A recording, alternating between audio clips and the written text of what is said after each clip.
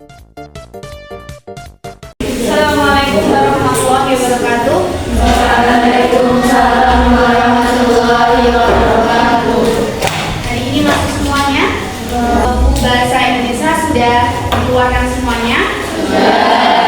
Kita mulai dengan berdoa terlebih dahulu. Warzuqni fahman. Tujuan pembelajaran kita adalah peserta didik berkomunikasi secara tertulis dengan menulis pesan secara ringkas dan santun. Jadi kira-kira apa yang akan kita bahas hari ini? Surat apa? Kalau bahasanya ringkas dan santun, pribadi. Sebelumnya saya pernah menjelaskan tentang pronomina. Masih ada yang ingat apa itu pronomina? Kata ganti. Ada 3 macam kata ganti yang pernah kita bahas. Yang pertama ada pronomina persona atau kata ganti orang. Contohnya apa aja? Mereka, saya, aku, kami. Yang kedua ada pronomina yang menunjukkan benda. Contohnya apa? Itu. Ini, itu. Kemudian untuk menunjukkan tempat pakainya apa? Sana, sini. Yang ketiga pronomina penanya. Ada penanya orang. Bagaimana? Siapa? Kemudian penanya benda. Apa? Nah, sekarang kita akan membahas bagaimana cara menulis surat pribadi yang baik dan santun. Tentu dalam menulis surat kita harus memperhatikan kata baku dan tidak baku. Kita bahas mengenai kata baku dan tidak baku. Kalau di dalam surat resmi itu harus kita gunakan kata yang bagaimana?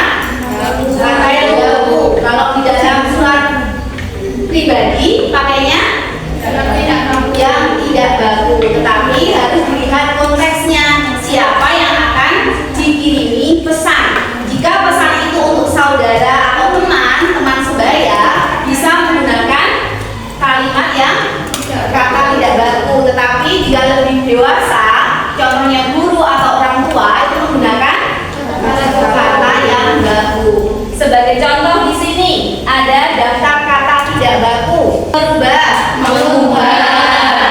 belum, buruan, segera, beneran, sungguh.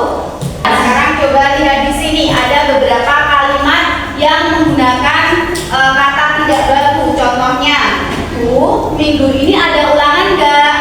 Jadi, Bu, apakah minggu ini ada ulangan? Oke. Sekarang saya berikan sebuah tugas tentang contoh surat pribadi.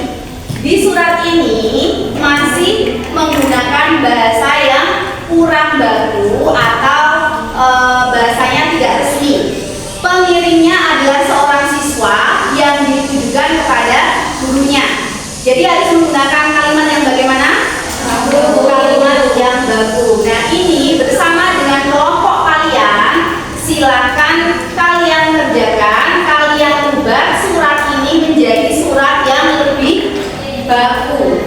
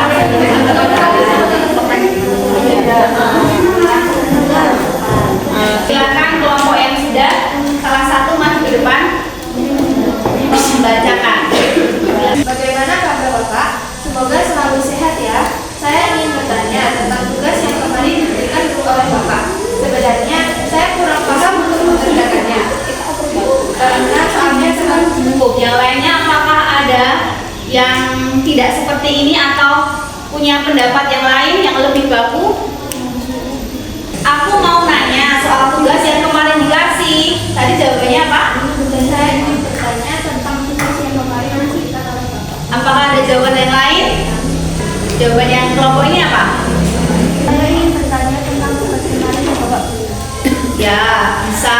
Atau lebih tepatnya bisa menggunakan saya ingin menyampaikan beberapa hal terkait tugas yang diberikan kepada kami.